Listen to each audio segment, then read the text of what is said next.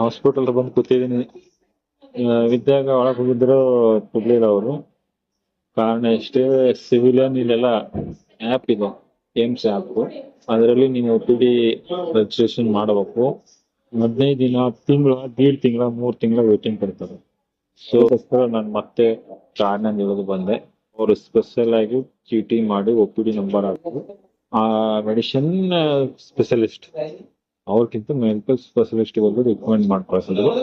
So ಹಂಗಾಗಿ ಅವ್ರ ತೋರಿಸಿದ್ವಿ. ಅವರು ಎಷ್ಟನೇ ತಾರೀಕಿಗೆ ಬಂದಿದ್ವಿ?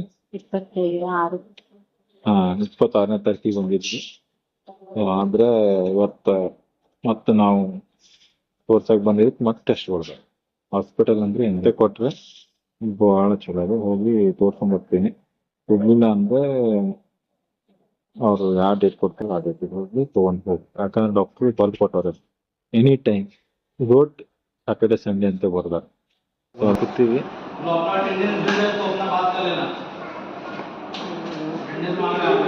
ಮೇಡಮ್ ಅವ್ರು ಆರಾಮಿಲ್ಲ, ಆದರೂ ಇನ್ಸ್ಟಾಗ್ರಾಮ್ ವಿಡಿಯೋ ಮಾಡಕ್ಕೆ ಸ್ಟಾರ್ಟ್ ಮಾಡ್ರೆ ಹಾಸ್ಪಿಟ್ಲ್ ಅದಾಗಿನ್ನು. ಹಂಗಾಗಿ ಅವರು ಮಿಸ್ಟರ್ ನಿಜಬ್ರು